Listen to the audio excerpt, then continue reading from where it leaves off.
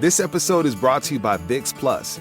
If you liked VIX, you will love VIX Plus. Introducing the world's largest Spanish language premium streaming service with original and exclusive content like La Mujer del Diablo or the biographical series of Maria Felix. Stream original series, movie premieres every week, premium soccer from the best leagues in the world, sports, news, and much more. Go to VIXPlus.com and start your 7-day free trial today. In this next series, we're going to get into a real weird topic. Something we've sort of touched on in a few series. We've even mentioned these sorts of beings, but never something we've outright discussed. The topic of this series are tulpas, also known as emanation bodies or thought forms, or all kinds of other things. Tulpas are a distinct form of psychic phenomena, constituting a mental creation which, through the force of the will and belief of a single or many persons, comes to have a life of its own. This is related to the concept of the astral projection of an individual. The psychical vessel which acts as a secondary motive force for the soul, in which we involuntarily visit when we dream. However, whereas an astral projection is believed to be the spiritual matter of an individual person, who may sometimes gain control and ability to willingly utilize this form of being to do things like perform remote viewing, telepathic communication, or even meetings with other psychic beings, a tulpa once created has a mind of its own. It is an imaginary friend turned real, a sort of meme gone amok with the ability to affect real-world change. We're going to start off by looking at some examples of modern-day tulpa candidates, imaginary creations with such force that they appear real, and in some cases even have real sightings. And then we will dig deep into the history of the tulpa, its concept and ideas, and the history behind the concept of the astral body. Now, Marie, I didn't think there was a better way to start this series than with a quote from one of my favorite philosophers. Are you ready? I'm ready. Okay. I want to be the very best, like no one ever was. Abraham Lincoln. Jake, roll the tape.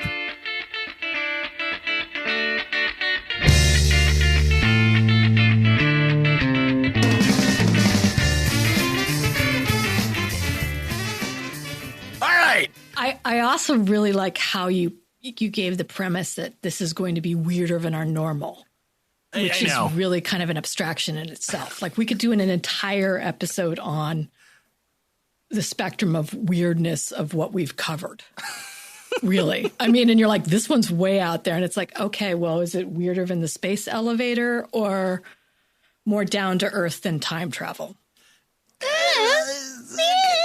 Bigger than a bread it's box, a weird one. Smaller than a tulpa. Okay.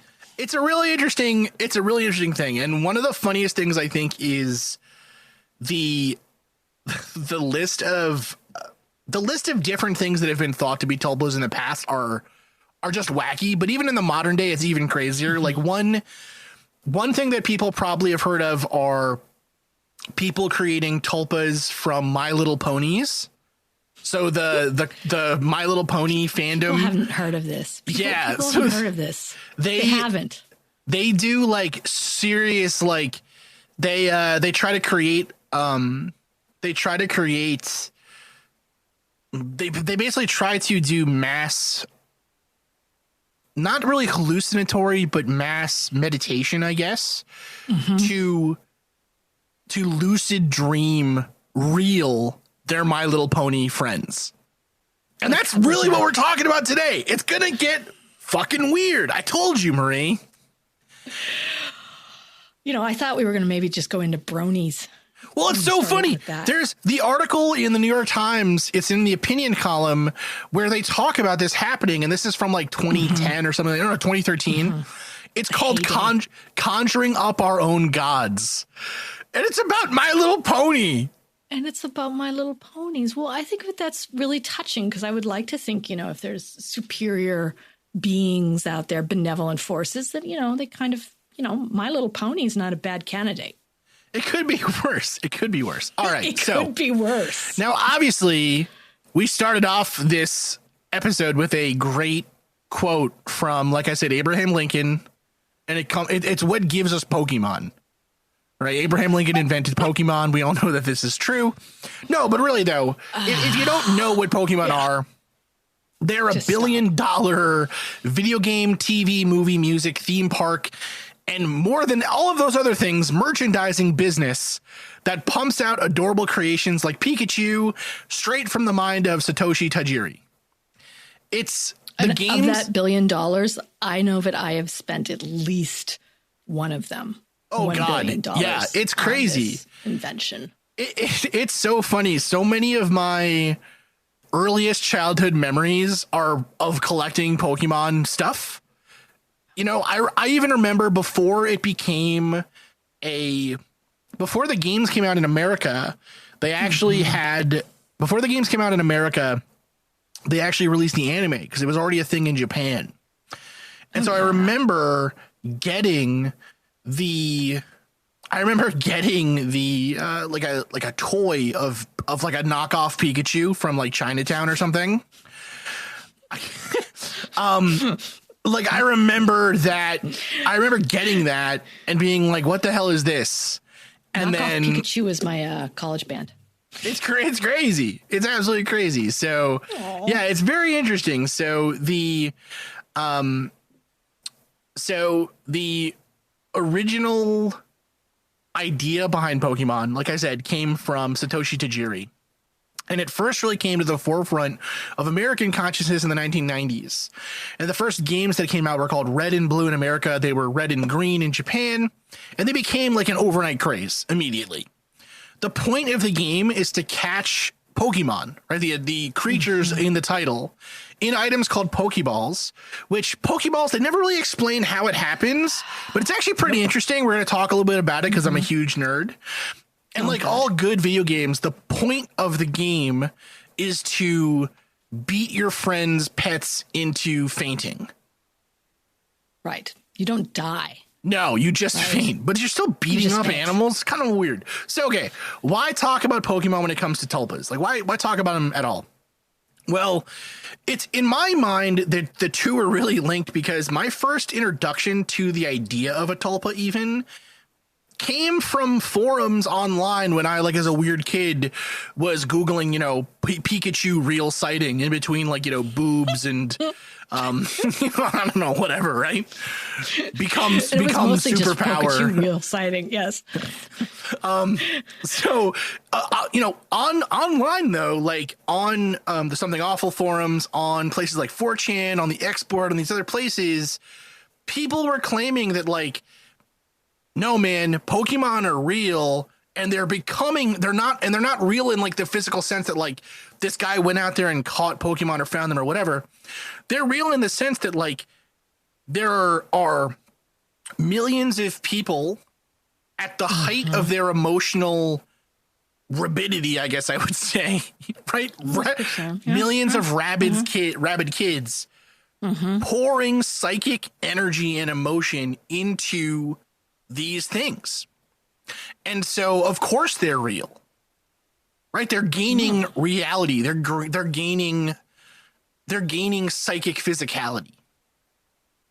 And they're definitely, like momentum, like sheer, like if like teenage or, tween hormones had volume. Yeah, well, yeah. Now for a lot of our listeners, for anyone who's kind of followed this show for a long time and knows a little bit about this kind of weirdness and stuff like that, you'll notice that number one, these the tulpas of Pokemon, or these creations of psychic energy, are linked oftentimes to fandoms of tween to teenaged kids. And you'll notice that in the history of, say, psychic phenomena, who are the ones that are usually linked to poltergeists? Tweens, right? It's like, it's kids that are going through puberty and don't know what's going on. And, you know, the first time they have a boner, it's like, oh, ghost, you know, that's what happens. And part of that pants ghost. Part of the idea behind this comes from theosophy. Now we're going to get into theosophy a little bit here. Theosophy is a very interesting sort of esoteric occult movement. It was started by Helena Blavatsky, or kind of not really started. I mean, it was started by her, but then it was grown from that and everything else. But the basic idea is that there are essentially there are really no central beliefs or dogmas so much, but the idea is that humans have human consciousness and nature around us has some kind of psychic resonance with each other. And so if we are able to work towards that psychic power, we can actually do things like remote view and move objects and whatever. Now you'll notice Blavatsky kind of said that like the most powerful people are white people, and then that led to some really not so great stuff with like Hitler. But the idea of theosophy kind of kept building and became sort of its own thing. And interestingly, where this led to was this idea of what's called a thought form. The book that we're going to be taking a lot of the research, some of the books, the authors that we're going to be taking a lot of research in for these episodes from are Annie Besant and C.W. Ledbetter, so Charles Webster Ledbetter. And this book, Thought Forms, published in 1901 in London. And basically what it says is that you are able to use color and light and art to represent objects that don't exist in reality, but do exist in the psychic place where thought occurs. It's a little complicated. It gets a little bit weird, but if we think about it, like if we think about, say, like Platonic philosophy, what philosophers at the time of Plato and then the later philosophers often said was that there's kind of two parts to reality. There's the physical part. You know, this table in front of me is a physical table. I can feel it. I can move it. I can whatever. But there's also a psychic ideal of a table. There's a secondary world where I create things, where I can travel. I can make concepts. I can think. And so instead of kind of, say, today's view where we would say, well, thinking and physical reality are the same thing. Like we may not know the exact root, but the materialist position would be your brain is just made of matter. So you're just imagining other matter you have interactions with. You know, it's not this complicated, let's say. What others would say is that, no, there's a reality here to this psychic part of life, to this thought part of life, this part that's not physical, but is mental. And so that's the idea that theosophy kind of runs with this, is that the idea that thoughts are things. Yeah. So thoughts are real things. They're not just, they're not just stuff that we kind of have sometimes. They are real things, and thoughts with enough power can interact with and change the world around us. Oh, okay. I'm with you. Now, this feels a little turn of the century. This is a little turn of the century. This is what turn of the century. It's nice. So this is what thought forms. This is how the book starts. Okay. So, quote, as knowledge increases, the attitude of science towards the things of the invisible world is undergoing considerable modification. Its attention is no longer directed solely to the earth with all its variety of objects, or to the physical worlds around it, but it finds itself compelled to glance further afield, and to construct hypotheses as to the nature of the matter and force which lie in the regions beyond the ken of its instruments. Ether is now comfortably settled in the scientific kingdom, becoming almost more than a hypothesis. Mesmerism, under its new name of hypnotism, is no longer an outcast. Reichenbach's experiments are still looked at askance, but are not wholly condemned. Röntgen rays have rearranged some of the older ideas of matter, while radium has revolutionized them and is leading science beyond the borderlands of ether into the astral world. The boundaries between animate and inanimate matter are broken down. Magnets are found to be possessed of almost uncanny powers, transferring certain forms of disease in a way not yet satisfactorily explained. Telepathy, clairvoyance, movement without contact, though not yet admitted to the scientific table, are approaching the Cinderella stage. The fact is that science has pressed its researches so far, has used such rare ingenuity in its questioning of nature, has shown such tireless patience in its investigations, that it is receiving the reward of those who seek, and forces her being and beings of the next higher plane of nature are beginning to show themselves on the outer edge of the physical field. Nature makes no leaps, and as the physicist nears the confines of his kingdom, he finds himself bewildered by touches and gleams from another realm, which interpenetrates his own. He finds himself compelled to speculate on invisible presences, if only to find a rational explanation for undoubted physical phenomena, and insensibly he slips over the boundary and is, although he does not yet realize it, contacting the astral plane. One of the most interesting of the high roads from the physical to the astral is that of the study of thought.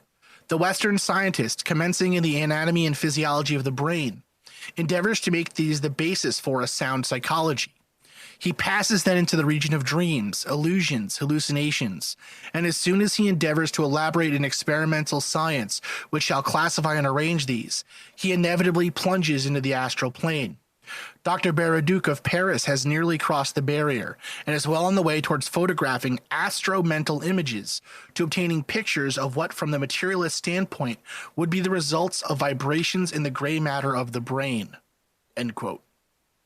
Now, the idea here... It's a lot to unpack. It's a lot to unpack, but the basic idea here, right? So again, remember when this is being written. This is being written in 1901.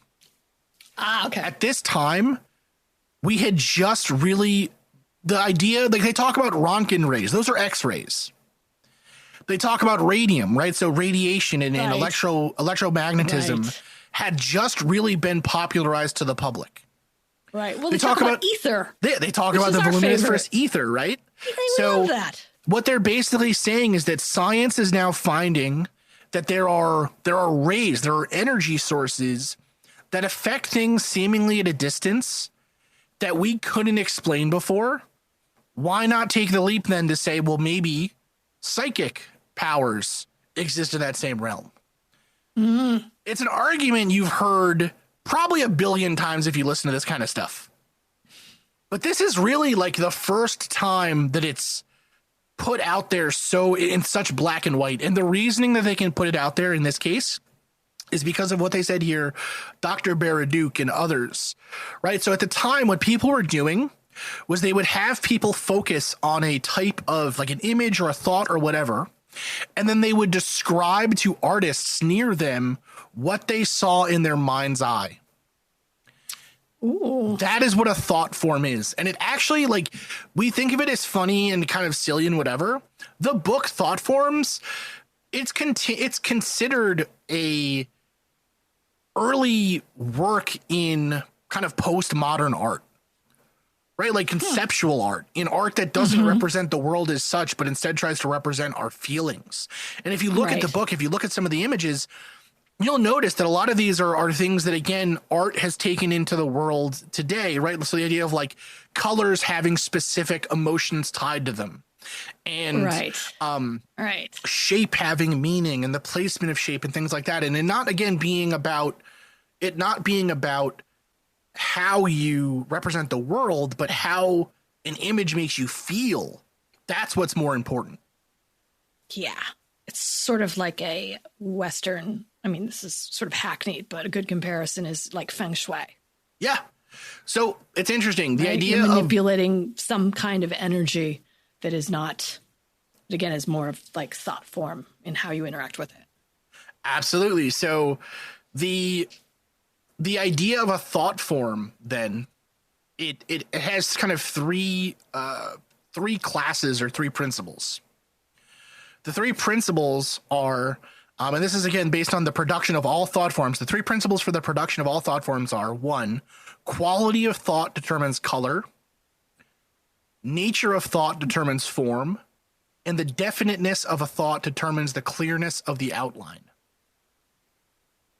And so, again, what they're talking about is being able to like see your, being able to see your almost like your not your astral projection, but your aura. Exactly. Oh.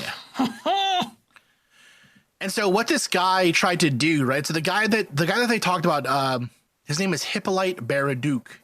So what he was trying to do basically was he claimed that he had been able to take images of the vital force and thoughts of people.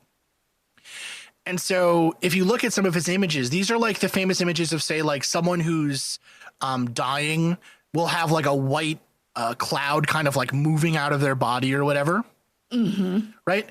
So basically what this guy was doing was he was taking bad images.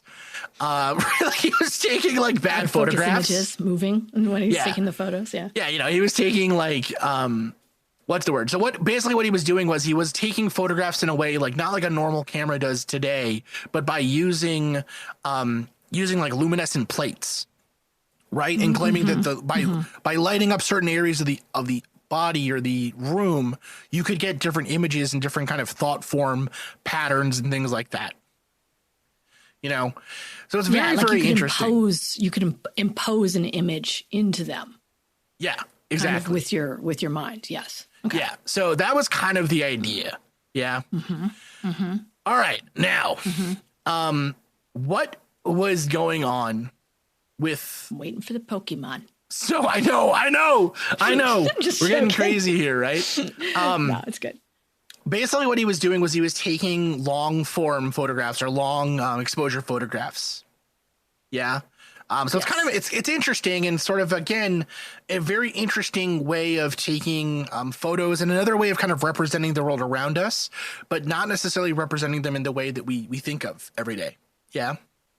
Yeah. So what the idea then here was with these thought forms, right? So those are the three principles, the production of thought forms. Now the cases or the classes are the following: that which takes the image of the thinker, that which takes the image of some material object, and that which takes a form entirely its own, expressing its inherent qualities in the matter which it draws round it.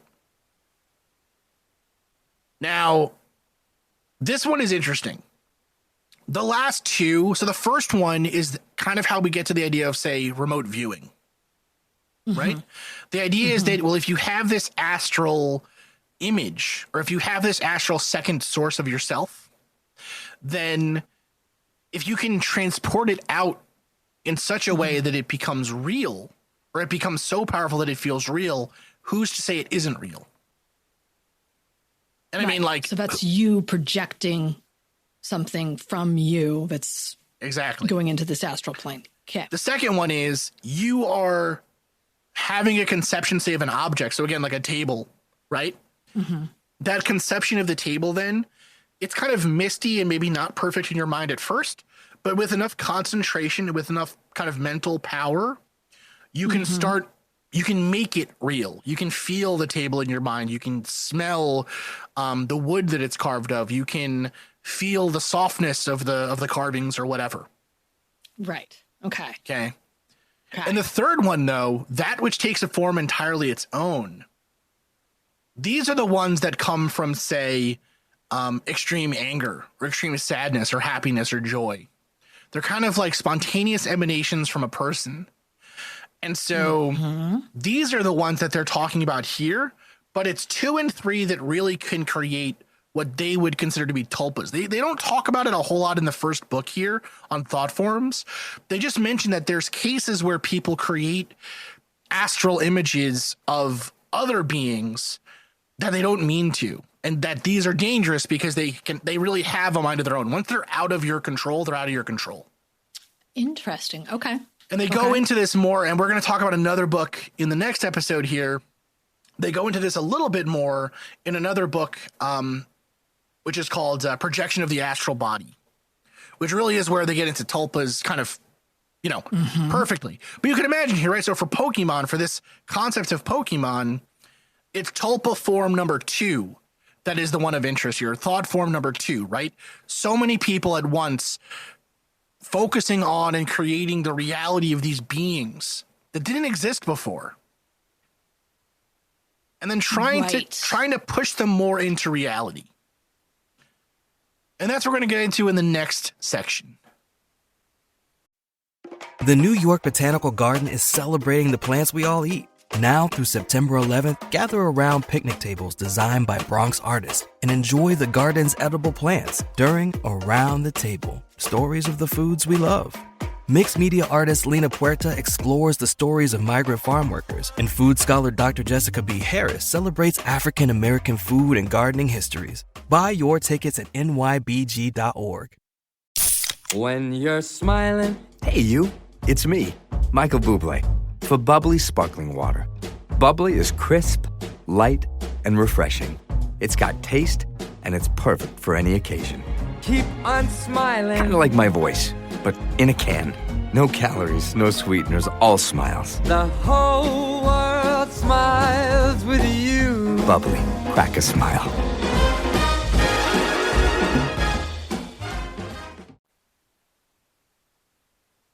Okay. So, Marie, Pokemon. Pokemon, right? Okay. The idea. Oh, they're so cute. The way that we can look at, say, some of these ideas with thought forms in terms of Pokemon, there's a couple different ways. One of the interesting things I think about Pokemon really is that, so we talked about it a little bit in the beginning. How the hell do they fit into the Pokeballs, Marie? That's a good question. They go into the ether? So it's interesting. In Pokemon, they claim that it is Pokemon's ability to shrink themselves down naturally that allows them to go into Pokeballs. So, originally explored a lot when they're out of the balls, though. I've seen them get bigger. So it's funny. It's actually interesting, right? Because part of it is a very interesting way to. Part of it is kind of like a funny thing where it's like, well, oh, they could just get small. And it's like, oh, great. Well, that's useful for the point of the game. Because that's pretty convenient. Yeah, right. Because in the game, they kind of come out of, they pop out of the grass out of nowhere. Right. And so initially the idea here was that they could shrink and then get back. Right. So they can, all Pokemon can reduce their size to become really, really small. And so what a Pokeball is doing is it's kind of forcing them to get really small into a contained area. Right. But that's a pretty weird thing, right? The idea, again, kind of like capturing a physical thing and changing its properties, changing its shape and whatever, shrinking it down to exist in this like ether ball of magic and then sending it out again. I don't know. It's kind of mystical. I thought it was always kind of cool. But yeah. And there's some that are too strong to be contained in certain balls. Well, they will not shrink, damn it, Marie. They will not shrink. They won't be contained. They won't be, Now, we don't think that the original idea for Pokemon came from Tulpas, right? Pokemon originally came from Satoshi Tajiri, loved collecting bugs as a kid. And so he thought, well, I'll make a game about collecting bugs. And it led to Pokemon. Kind of cute, right? But that is cute. One of the interesting things that Pokemon does tie into, though, is the idea of like color and element and style giving some indication about the type of thing we're dealing with. Yes. So what do I mean by that? Yes. In Pokemon, if I tell you Marie, you've played a little bit of Pokemon games, right? Unfortunately. Okay. Yes. So if I tell you the color red, what kind of Pokemon, what element do you think that Pokemon has? That's a fire Pokemon. It's fire, right? Blue is water, green is grass, yellow is electric, right? These are concepts or kind of ideas that we all kind of get. And one argument would be that we're socialized to have them, right? I mean, that kind of makes some sense. But for Theosophists, what they would argue almost is that it's a natural inclination for us to link those elements to those colors and also certain physical, like emotional states or physical manifestations. Okay, I'm with you. It's a very interesting thing. All right. But I have a counter or a question. Sure. So how does it fit with evolution then? Because they evolve, right? As you fight them and they get stronger, they evolve. But sometimes they don't evolve into what you think they're going to evolve into. No, they never do. You always hope that the fire types will stay on all fours, but then they're like, no, it's another wrestler. It's like, God damn it. It's another wrestler. Exactly. So that's what it's almost like you have sort of this weird quasi-science thing happening with evolution in some ways. The one I never got was the carp that like you would get the carp and I'm like, why is my daughter fighting the carp? Okay. And she's like, because when this thing levels up, it's unbeatable. It's true. Like, it's very good. Just laying there. Well, so part of that is because part of that is also just from like mythology, right? The idea is that like the carp that can't get above the what's the word? The carp that can't go upriver, but then the one that does becomes a great dragon or whatever from like Japanese mythology. Okay, so that's so it has that. That is good. I did not know that. There are mystical connections in Pokemon, right? Like Charmander, right, is a fire salamander. That's a very like Western, not even Western. That's just a very like witchy in all cultures idea, right? That salamanders come from the fire because they, whatever. What I thought would be kind of fun though, Marie, a weird amalgam of all this stuff. It is a weird amalgam, but that's what makes it like turn into a tulpa. All right. So, Marie, here's what I want to do. All right. I want to show you images from thought forms, and we're going to describe them to the listener, and then I want you to try to guess what that image is showing. Now, remember, the way that these images were created they had people in a room, a single person in a room, imagining or trying to give off some emotion. They then had somebody who could see their aura, describe the aura to the person doing the drawing or the painting, and then that person tried to recreate that painting as best they could. All right, now they're gonna start off easy, and then they're gonna get pretty fucking hard. You ready? So wait, you're gonna describe something to me. I'm gonna show you the image on your computer. Oh my God! All right. Well, let's make sure I have that whole thing. And then we're gonna describe it to the listeners. All right. Marie, can you see the screen? Okay. Wait, just one moment, please. Yes. Okay. You can see this. Yes, I can. All right. So listeners, this is kind of an amorphous blob. It's pink or kind of rose in color. It is a little bit white, but it's kind of got like dark splotches, and we're going to post these on Twitter too for people to go look at. It's on a black background, but it's kind of like a cloud of pinkness. All right. Yes. Marie. It looks like the never mind. Well, I think what is the festival where you throw pigment at people? Oh my goodness. Holy. Right. It's called Holy. It looks like that. It looks like somebody took a thing of pigment and just threw it onto a black, like a pigment dust, and just threw it onto a black background. Well, okay. So Marie, what do you think this is a thought form of? Like what is the person thinking of? Is it, what do you get from this? What do you feel from this, Marie? I don't know, even vibrancy, activity, life. Okay. All right. What kind of feeling do you think the person's giving out? Is it like a good feeling, positive feeling, a negative feeling? Do you think they're happy? They're sad? A good feeling? Okay. I don't think it's a bad feeling. I'm not getting a bad feeling from it. Okay. All right. So Marie, this one is vague, pure affection. Oh, sorry. That's like the 7th time on this episode I've made that noise. I'm not doing it again. What they say here in the book, they say an appearance by no means unlike this, frequently surrounds a gently purring cat and radiates slowly outward from the animal in a series of gradually enlarging concentric shells of rosy cloud. Isn't that interesting? That is sweet. Okay. Marie. Sweet. Okay. Next one. Okay. It's a flying brain. So this actually, to me, okay, so yeah, this is it's yellow in the center, and then it seems to have wings of pink. So it's a yellow ball almost with pink, pink wings on the side. To me, well, so what do you get from this, Marie? I would say it looks like a brain from above, like the human brain from above. And then if you're viewing it from top down and you're seeing the top of the brain, and then it has pink, like bird wings coming out of either side. Okay. Yep. It's a flying brain. It's a flying brain. Okay. Now, what feeling do you get from this, though? Because again, this is all about feelings, right? This is all about like people are witnessing or experiencing something that makes them radiate this aura. Confusion. I'm going with confusion. You think confusion? No, interesting. What makes you? I mean, like, I don't, because it's a flying brain, and I'm confused by why it would have wings. I think is okay. So that's my reaction to it. But okay, let me just think about like, all right, maybe swiftness of thought. Swiftness of thought. Okay, jumping to conclusions. Okay, I'm gonna tell. That's all I got. Jumping what about you? Conclusions, man. When I saw this first, I thought of the golden snitch from Harry Potter.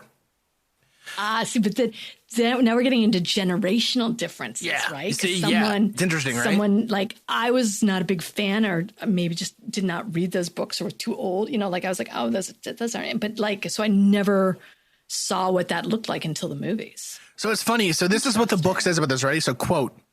Few thought forms are more beautiful and expressive than this, which we see in figure 12. This is a thought of love and peace, protection and benediction, sent forth by one who has the power and has earned the right to bliss. So this is peace and protection. Okay, because I have some questions about these. All right. Like all right. contextual questions. We're good. These. Okay. How about this one now? This is 16. It's an artichoke. Yep, it's an artichoke. That's what I got to at first. So it is. So listeners, it's a blue. It looks like kind of a blue artichoke. Looks like a little bit like a blue, like a very cartoony blue artichoke. Yeah, sort of. So what do you think? Isolation.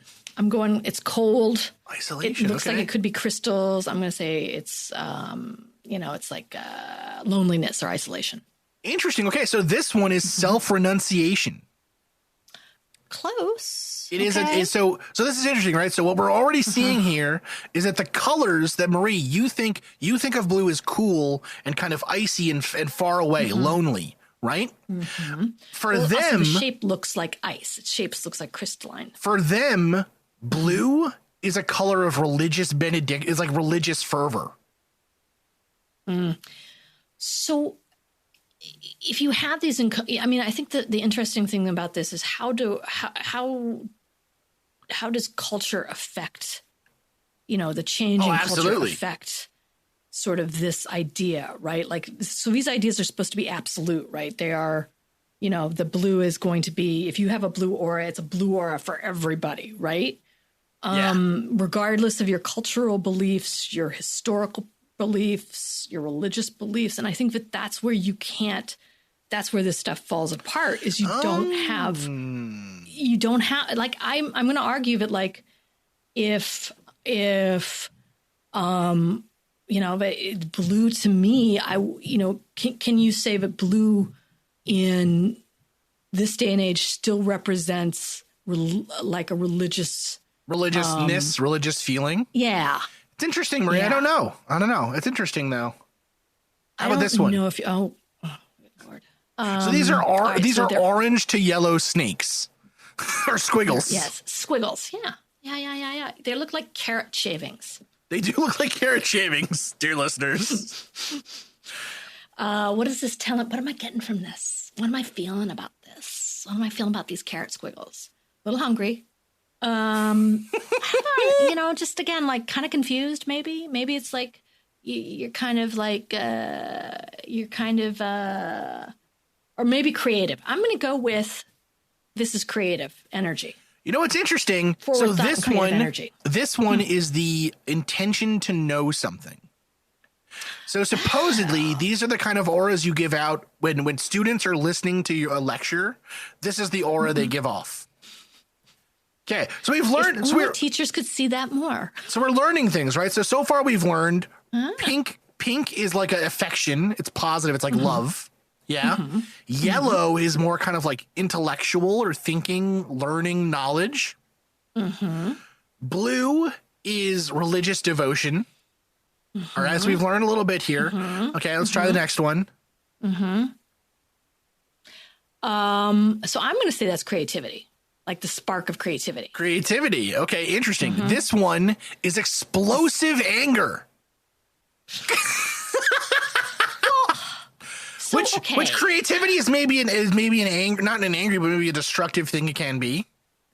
Well, yeah. So all right. So you have this intent to know something, which are like these orange squiggles. So no, intent to know is yellow. Curves. Orange is pride. Orange is pride. Okay, but again, there's, kind of some cultural relevance to it, because I would never assume pride with, like, false pride with orange. Yeah, okay, sure. Yeah. I would say it's like green, right? Like envy. Again, okay. like sort of the I don't know if I would say so anger red. I mean, like, if you watched what's the movie? Come on, the Pixar movie. With the emotions. That was really kind of good. I mean, like, they had anger, and anger had Inside Out. Anger was orange. Inside Out, right? Yeah. Well, but see, here's the thing, Marie. Did you write a book about your psychic powers? Because if not, I don't want to hear it. I don't. Whatever. I didn't write a book about foiled again, Marie. Abilities. We're only gonna do a couple more. This one is kind of funny, I think, because it reminds me of Moon Knight shooting moon. Whatever, right? They're like they're moons. They're gray moons with some pink in there, being like shot out as like a laser beam, like crescent moons. See, now this one doesn't make any damn sense, right? Because this is clearly pink, right? It's not red, it's pink. Yeah, I mean, I would say it's hard to tell against the gray, because the gray naturally will make you think it's lighter, but I don't know. That's true. This is sudden fright. Shooting out moons. How about this one, Marie? Oh, I don't like that one. That one's creepy. Yeah, so this one, listeners, creepy. There's one that kind of looks like a saddle, and then a big red eye with a big, like a big angry looking eye. This one is what happened. It's two people gambling against each other. The top guy is won, and the bottom guy is lost. Oh, I wouldn't have gotten that. I got one more fury. This one's so funny. Oh my God. Okay, so again, it's a brain. I mean, come on, you're looking at that and it's a brain, right? So what did we say yellow was again? Yellow is intellect. Okay. But it has blue in it, so I'm going to say it is a nun, or it's a religious figure. Okay. So listeners, this one looks like nun, like it looks like a habit. This looks like a big Easter egg in a kind of like a conical bottom part. It's kind of weird. This one is the appreciation of a picture. Or it's the appreciation of a picture. But come on, it looks like a nun's habit almost. Now, why were these so popular? Why did this book especially take off in the way it did? So this one here, Marie, the one that I'm showing you now, this is what someone said they saw when they were listening to music by Wagner. So they thought that you could also do thought forms around music. Right, that it was also like the feelings you got were important here. So let me show you here. So listeners, the overall idea here. So this is the way that they said color kind of moved things around. All right. Right. So, a kind of a darker colors are worse. So black is malice. Again, cultural reference based on colonialism, racism. Well, it's interesting, right? So darkness, the more dark a color is, the worse it is, or the more kind of like, the more malice or angry it is. Yeah, I mean, Brown, like a brown gray is selfishness. So a dark red is avarice or anger. Okay. A bright red is pure affection. All right. A pink is unselfish affection. Now this is interesting. Kitty. Green is sympathy. But I would say, same with you, jealousy, right? Well, yeah. I mean, and if you applied these to any kind of cultural differences, even at the same time in the 1900s, 1901, you'd have a whole different set than absolutely. Then I'm assuming that this was UK or London or This was London. Was this? This was London. Okay. So, yeah, I mean, you're dealing with like the height of the colonial empire, right? That you're getting some, getting into, oh my God, come on, help me out here. My brain just got fried from that last one. I'm really messing the with Industrial Revolution. You're starting to but it's sort of like all of those things have bearing on your view on something. So it's not. That's what's difficult for me to kind of divorce myself from and be like, oh yeah, I can look at blue and like have this pure objective, almost like Platonic objective view of it. Well, yeah, because, that's the other thing too, right? Like blue, like it's funny. I think it really matters. It really matters how you yourself make the connection, right? So for me, like blue, I think of blue as a very calming color, right? Like I think of it as like water. Yeah. But my mom, I know my mom thinks of blue as the color of death, because in Italy, the flowers that were at the graveyard near her town were blue flowers. So it's interesting. Right. It's interesting the way that these colors change meaning, right? So for me, Marie, green to you means jealousy because you're like a big Shakespeare stan, which is fine, whatever. But for me, green is like wind, or like, I don't know, nature, right? It's grass, it's trees. It can be multiple things. Like, Yeah. I think that's the other thing, is like, I don't necessarily think that this encompasses is that you can have multiple feelings or associations with a color. Yes. It can be, you can hold both in your head and have them be equal and know the difference and still have it be green. I would agree with you. Like, green is nature, green is outside, green is, stuff like that. And green also can mean, green with envy, kind of more of the negative emotions. Just like blue, there was a big thing, back when I worked in like food service and working in grocery stores, you didn't have a lot of signage that was blue, because blue was not conducive to appetite. Like, it's the color of rot or interesting, not good. Yeah. Right. So yeah. It's like you can have both of those things be true and, live in your head without them canceling each other out, in my opinion. But here it's like, it's an objective. There's one thing that thing means. Like, that little puffy cloud, that little puffy pink cloud is always a happy puffy pink cloud. Now, yeah, right? Sure. Boom. Summed it up, people. It's interesting. The idea of thought forms has kind of fallen away. I mean, we still talk about it a little bit, right? And this idea that color and form are more than just representations of the world around us, right? Like art could be more than just representing the world, but could be representative of, say, our mental state. It's still it's a fairly popular idea today still. Yes. But what really came from this that I think is going to be the most interesting for our later series here are going to be the idea, again, of not only are your thoughts real enough to be photographed, but that they leave some physical imprint on the world around you, but that with enough practice, and this is what they'll get into in their next book that we'll talk about next time, with enough practice, you can create your own thought form that can go out into the world and do things. And in that same way, someone who's not practiced, or a group of people who's not practiced, can accidentally create something that gets out of control. And that's what we're going to talk about next episode. Do you think it can go to Whole Foods for me, though? I don't know. They never seem to do anything. That would really be helpful. I'd really put my good energy, my good pink cloud energy towards something that could do that for me. Well, it's super. Yeah, it's.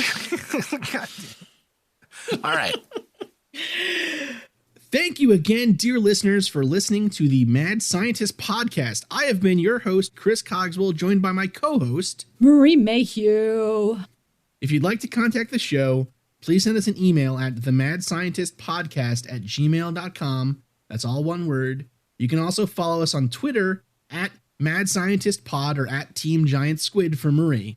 And of course, you can see us on Facebook, on Instagram, and all over the internet as the Mad Scientist Podcast. And again, our logo is the one with the pumpkin head, so it's easy to see.